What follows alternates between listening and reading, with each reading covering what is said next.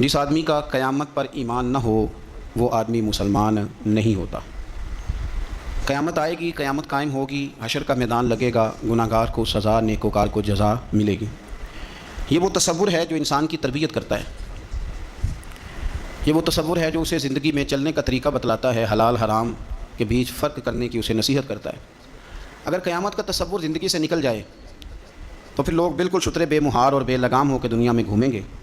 اس لیے قرآن مجید نے بڑی شرح و بسط کے ساتھ، بڑی وضاحت کے ساتھ، بڑی تفصیل کے ساتھ قیامت اور وقوع قیامت کا ذکر فرمایا، اور قرآن مجید کی متعدد آیات اور پوری صورتیں وہ بتلاتی ہیں کہ قیامت کا منظر بڑا سخت ہوگا، بڑا گمبھیر ہوگا، اور اس کے اندر انسان بڑا گھبرائے گا۔ قیامت کب آئے گی؟ قیامت کی تاریخ کیا ہے؟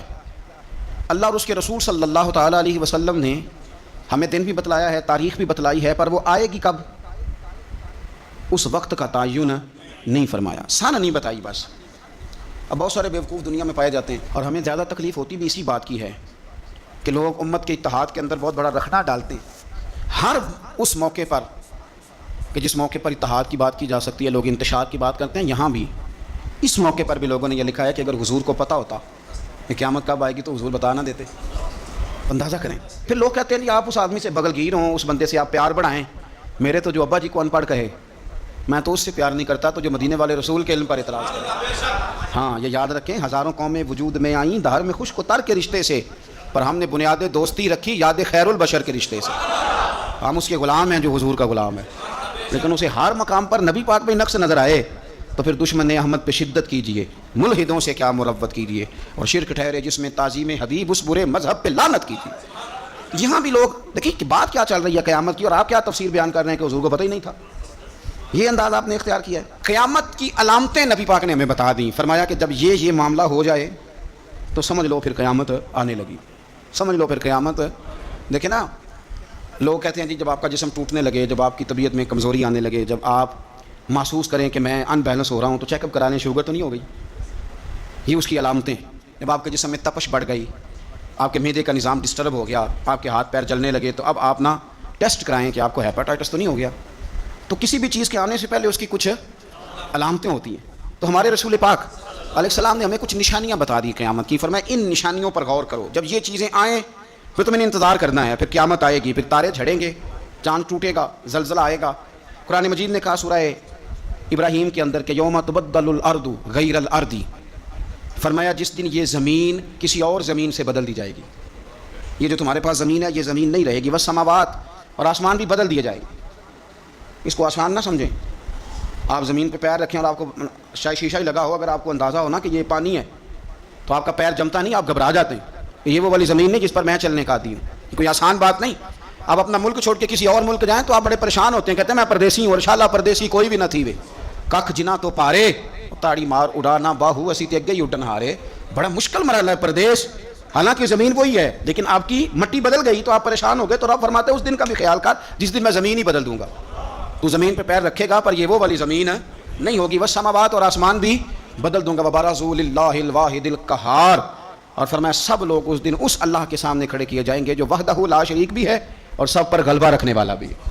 اس دن سب اس کے سامنے کھڑے ہوں گے۔ میرے نبی کریم صلی اللہ تعالیٰ علیہ وسلم، نبی پاک علیہ السلام نے دو قسم کی نشانیاں بیان کی۔ ایک علامات کبریٰ ہیں، بڑی بڑی نشانیاں، جیسے دجال آئے گا، یاجوج ماجوج نکلیں گے، حضرت عیسیٰ علیہ السلام آئیں گے، امام مہدی علیہ السلام تشریف لائیں گے۔ تو یہ بڑی بڑی نشانیاں، لیکن اس سے پہلے چھوٹی چھوٹی نشانیاں بھی حضور نے بیان فرمائی، اور فرمایا یہ تو مجموعی طور پر ہوگا نا، ساری دنیا کے لیے دجال آئے گا، یہ تو مجموعی طور پر ہوگا نا کہ ساری دنیا کے لیے امام مہدی آئیں گے، جناب عیسیٰ آئیں گے، یہ تو مجموعی ہے۔ لیکن تم انفرادی طور پر بھی اپنے دائیں بائیں دیکھو کہ یہ جو چھوٹی نشانیاں یہ تمہارے اندر تو نہیں پیدا ہو گئیں۔ بخاری مسلم میں حدیث ہے، حضرت سیدنا عمر فاروق رضی اللہ تعالیٰ عنہ حدیث کے راوی ہیں۔ تو نبی پاک صلی اللہ تعالیٰ علیہ وسلم سے کسی نے پوچھا کہ حضور قیامت کے بارے میں کچھ بتائیں، تو نبی پاک صلی اللہ علیہ وسلم نے فرمایا جب لونڈی اپنے مالک کو جنے، جب ماں اپنا آقا پیدا کرے تو سمجھ لو قیامت آنے والی ہے، پھر قریب آ گئی ہے۔ ماں جب اپنا آقا پیدا کرے، مانا کیا کہ جب بچے اتنے نافرمان ہو جائیں کہ ماں پہ حکم چلائیں، اولاد ماں کو حکم سنائے، حکم اماں زیادہ باتیں نہ کیا کر، اماں تو بھی تھوڑا صبر کر، حوصلہ کر۔ جب بچے ماں باپ کو باتیں سنائیں، حکم چلائیں، کیونکہ بیٹا کماتا ہے تو وہ اپنے ابا جی کو کہتا ہے کہ ابا جی اب آپ ٹھہرے، آپ کو نہیں پتا، اب میرے ہاتھ میں سارا کچھ ہے۔ فرمایا جس دن تم یہ دیکھو کہ لونڈی نے آقا جنا ہے, ماں نے بیٹا نہیں پیدا کیا, اپنا سردار پیدا کر بیٹھی ہے, تو پھر تم اس دن یہ نہ کہنا بے سکونی ہو گئی, بدامنی ہو گئی, بلکہ اس دن سمجھ لینا کہ قیامت آنے لگی. بچے مسلط کریں, آپ یقین کریں بچے مسلط کرتے ہیں, بچے منوا لیتے ہیں اپنا آپ, بڑے نادان ہیں, اپنی جان پہ ظلم کرتے ہیں. اور میں نوجوانوں کو ایک بات عرض کروں, ماں باپ کی بات ماننے کا نام ان کی خدمت نہیں, ان کو خرچہ دینے کا نام خدمت نہیں, بلکہ بتائے رسول کریم علیہ السلام نے کیا فرمایا, فرمایا رضا اللہ فی رضا الوالد. تو سمجھ جا کہ تیرا والد راضی کس بات میں ہوتا ہے. اگر تو اس بات کو پا گیا, تو اس کی رضا کو اگر پا گیا, تو پھر تیرا اللہ بھی راضی ہو گیا. تو یہ غور کر کے والد گرامی راضی کس بات, ان کی رضا, ماں کی رضا کی. یار دو یار بچوں سے چھوڑے جاتے ہیں ابے کے کہنے پر, دو دوست نہیں چھوڑے جاتے, والا ابا کہتے ہیں ان کے ساتھ نہ بیٹھا کر, کہتے ہیں ابا جی یہ تو اچھے بنے. اس کی رضا کو پا جا, اس کی طبیعت کو پرکھ, تو محسوس کر کے یہ راضی کس بات میں ہوتے ہیں. تو ماں باپ کی رضا میں راضی ہو جا, تیرا رب بھی تجھ سے راضی ہو جائے. تو حضور نے فرمایا جب تم دیکھو نا, جب تم دیکھو کہ لونڈی نے آقا جنا ہے, تو پھر تم قیامت کا انتظار کرو. اور میرے رسول پاک علیہ السلام نے دوسری علامت بیان کی, یہ بخاری مسلم میں بھی ہے, مشکات کتاب الایمان میں بھی ہے. حضور صلی اللہ علیہ وسلم فرمانے لگے جب تم دیکھو کہ ننگے پاؤں, ننگے بدن والے محتاج لوگ, بکریاں چرانے والے, ننگے بدن والے, ننگے پیروں والے, یعنی جن کے پاس پہننے کو کپڑا نہیں تھا, پہننے کو جوتا نہیں تھا, بکریاں چرا کے گزارا کرتے تھے, وہ جب محلات پر فخر کرنے لگے, جو بڑی بڑی کوٹھیوں میں رہنے لگے, تو پھر سمجھ لو قیامت آ گئی ہے. رکشا چلانے والے کا بیٹا جب وزیر بنے اور اسے پوچھا جائے کہ کروڑوں روپیہ کہاں سے آیا, تو وہ کہو میرے تو پرائز بانڈ ہی بڑے نکلے, میں جو بھی خریدتا تھا نکل آتا تھا, جو بھی خریدتا تھا نکل آتا تھا. جب خربوں پتی آدمی سے پوچھا جائے کتنا پیسہ کدھر سے, تو کہ بھینسیں رکھی تھی, وہ بھینسوں سے پرافٹ ہوا ہے. ہم اللہ کے فضل پر معاذ اللہ کسی قسم کا کلام نہیں کرتے, لیکن میرے رسول پاک علیہ السلام نے فرمایا کل تک جس کے پاس جوتا نہیں تھا, پہننے کو کپڑا نہیں تھا, جب وہ محلات پر فخر کرنے لگے, اور یہ بتانا اس کے لیے مشکل ہو جائے کہ میری کروڑوں اربوں کی جائیداد کہاں سے آئی, قوم کو لوٹ کر جب لوگ بڑے بڑے محلات پر فخر کریں, تو حضور نے فرمایا پھر یہ نہ سمجھنا ہماری معیشت خراب ہو گئی, یا پھر انتظار کرنا پھر قیامت آئے گی, پھر تم نے قیامت کا انتظار کرنا ہے, قیامت کا, قیامت آئے گی. حدیث سنیے نبی کریم صلی اللہ تعالیٰ علیہ وسلم, یہ آپ نے علامتیں محسوس کرنی ہیں. یہ بخاری مسلم کی حدیث ہے. ایک شخص نے نبی پاک صلی اللہ تعالیٰ علیہ وسلم سے پوچھا کہ یا رسول اللہ صلی اللہ علیہ وسلم مجھے قیامت کے بارے میں کچھ بتائیں. حضرت ابو ہریرہ رضی اللہ تعالیٰ عنہ فرماتے ہیں کہ حضور پہلے ہی قیامت کے بارے میں گفتگو کر رہے تھے. اس نے پوچھا کہ یا رسول اللہ قیامت آخر آئے گی کب؟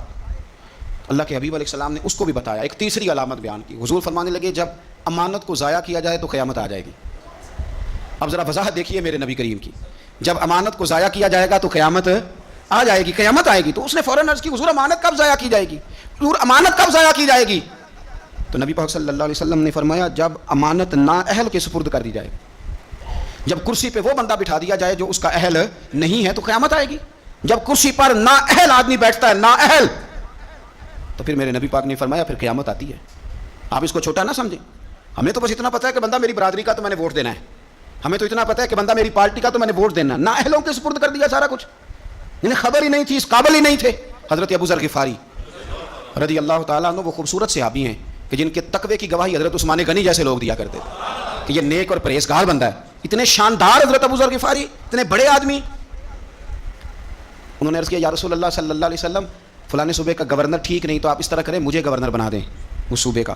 تو نبی پاک علیہ السلام نے فرمایا ابو ذر تو نیک آدمی ہے, تو نفیس آدمی ہے, تو اچھا آدمی ہے, تو پرہیزگار ہے, لیکن حضور علیہ السلام فرمانے لگے تو گورنری کے قابل نہیں. یہ ایک بہت بڑی امانت ہے, بہت بڑی ذمہ داری ہے, تو اس ذمہ داری کو اٹھانے کی طاقت نہیں رکھتا, اس قابل تو نہیں ہے.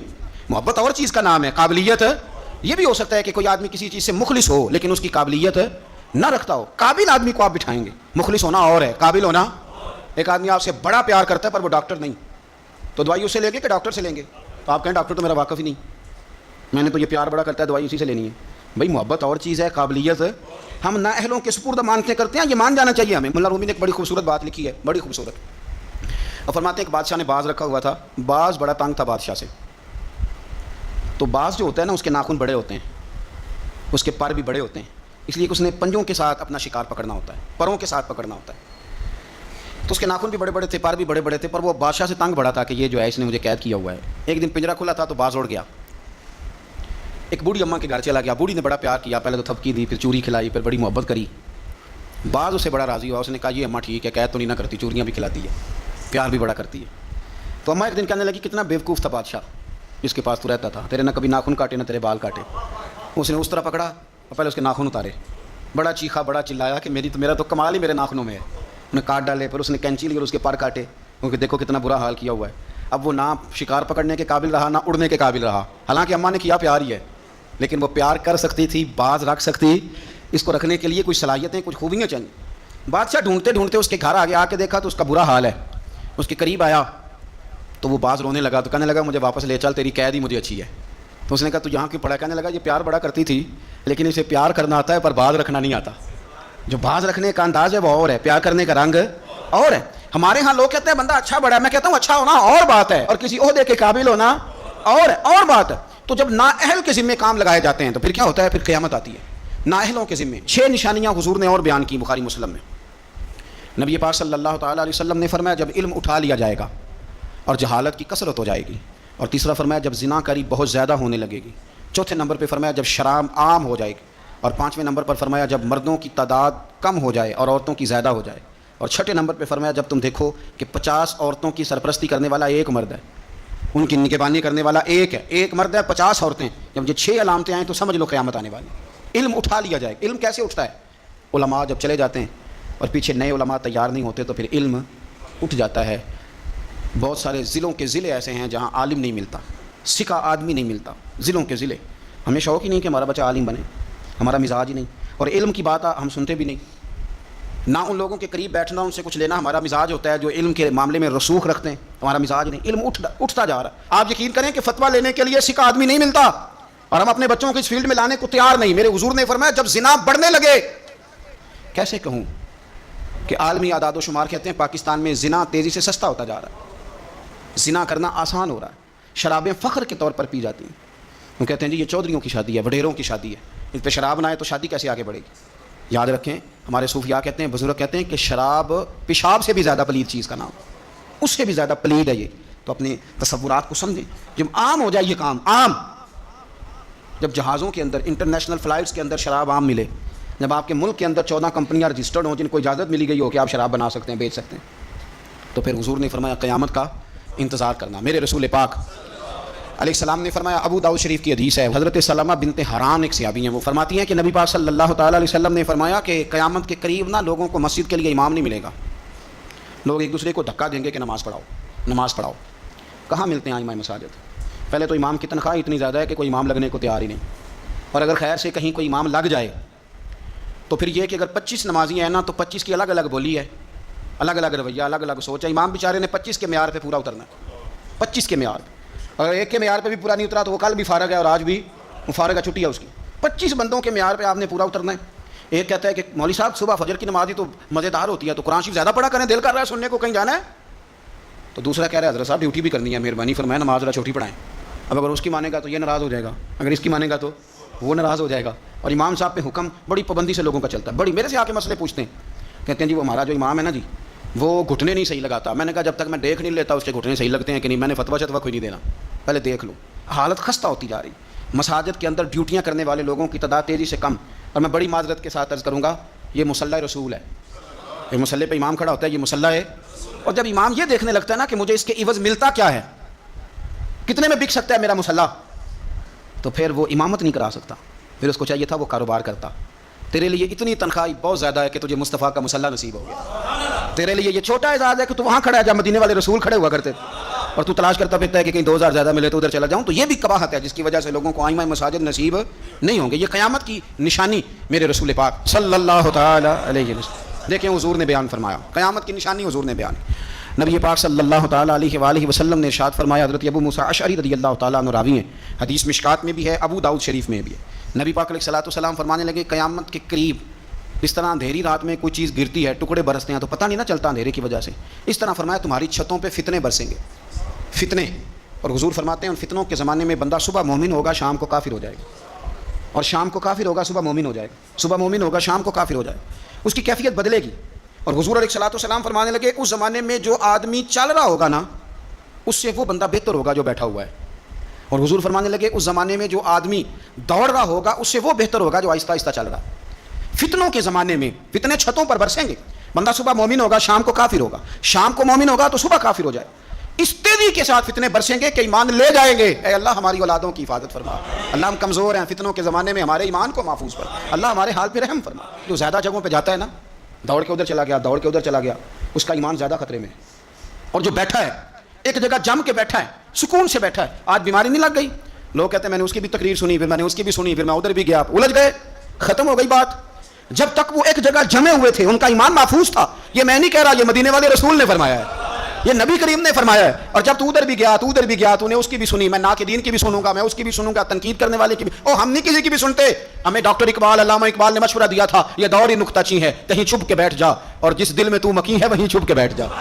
میں کہا چپ کر, دائیں بائیں جانے کی ضرورت نہیں. اور مرشد دے دروازے اتے محکم لائیے چوکاں, محکم کا معنی پکیاں. میاں صاحب کہتے ہیں مرشد دے دروازے اتے محکم لائیے چوکاں, ابھی نویں نویں نا یار بنائیے وانگ کمینے لوکاں. یہ تو کبھی ادھر نکل جاتا ہے, کبھی ادھر نکل جاتا ہے, تیرا ٹھکانے کوئی نہیں. تجھے تیرے رسول کریم نے فرمایا ہے اگر بچنا ہے تو کہیں جم کے بیٹھ جا. ہاں اگر بچنا ہے تو کہیں جم کے بیٹھ جا, جم کے بیٹھ جا. پھر دیکھ تیرے لیے میاں صاحب کہا کرتے تھے, میاں صاحب فرمایا کرتے تھے, در مرشد دا چھوڑی نہ ہی. یہ میں کسی پیر کے لیے یا اپنے لیے نہیں پڑھ رہا, یہ آپ سمجھ لیں مرشد کامل کے لیے پڑھ رہا ہوں. وہ کہتے تھے در مرشد دا چھوڑی نہ ہی, نہیں تے ہو جاویں گا روگی, تے جیڑی بکری اجڑوں وچھڑی وہ بگیاڑاں جوگی. جیڑی بڑے بڑے بگیاڑ بیٹھے, بڑے بڑی لمبی چوڑی حدیثیں سنا کے باتیں, بڑے بڑے بگیاڑ, تو کسی کے قابو آ جائے گا, تیرے اندر طاقت نہیں بچنے کی, تو بس کر, یہ دور نکتہ چین ہے, تو کہیں چھپ کے بیٹھ جا, اور جس دل میں تو مکین ہے وہیں چھپ. 23 سال ہو گئے تھے بابا فرید الدین گنج شکر کو خواجہ قطب الدین کے پاس رہتے ہوئے. تو ایک شخص, یار اس رنگ کو, یہ ایک مزہ ہے, یہ جو ساری دنیا دیکھنے کا چسکا ہے نا, اور ساری یہ خراب کر دے گا. 23 سال ہو گئے, تو خواجہ قطب الدین صاحب کی خدمت میں کسی نے کو بندہ آیا دلی میں, تو اس نے آ کے بابا فرید سے پوچھا فلانے محلے جانا ہے, تو آپ فرمانے لگے مجھے نہیں پتا. تو وہ کہنے لگا آپ بھی نئے آئے ہیں؟ فرمایا نہیں 23 سال ہو گئے. تو اس نے کہا پھر آپ کو پتہ ہی نہیں. تو فرمانے لگے 2 گلیوں کا پتہ ہے, ایک جو مرشد کے گھر جاتی ہے, دوسری جو واپس آتی ہے. ہاں مرشد دے دروازے اتے محکم لائیے چوکاں, ایویں نویں نویں نا یار بنائیے وانگ. تو اگر فتنوں سے بچنا ہے تو آپ جم کے شریعت پر, دین پر اچھے طریقے, فتنوں سے بچیں, نئی نئی کہانیاں سننے سے بچیں. یہ جو نئے لوگ آ جاتے ہیں نا نیا میک اپ کر کے کہ ہم اصل چیز لے کے آئے, اصل نہ بھائی, اصل وہی تھا جو داتا علی اجویری لے کے آئے تھے, اصل وہی ہے جو معین الملت والدین عطائے رسول خواجہ معین الدین چشتی لے کے آئے, اصل وہی ہے جو حضرت بہاءاللہ نقشبند بخاری نے بتایا, اصل وہی ہے جو شیخ شہاب الدین سہروردی نے بتایا, اصل وہی ہے جس کی تبلیغ غوث اعظم جیلانی نے فرمائی, جنہوں نے اپنی محبت کے ساتھ لوگوں کو دین کے اندر لا کر کے لوگوں کی روحوں تک مذہب اتارا. تو فتنوں کے زمانہ, یہ قرب قیامت کا زمانہ ہوگا, بھانت بھانت کی بولیاں, نئی نئی کہانیاں. ہمیں کیا لگے ان کہانیوں سے, ہم نے تو یہ بات سمجھ لی ہے, یہ بات ہمارے دل میں بیٹھ گئی ہے کہ بعدد خدا بزرگ توئی کس کا مختصر. اس پر جمے رہیں, اس پر قائم رہیں, اسی پر اللہ کی بارگاہ سے خاتمہ بالخیر مانگیں.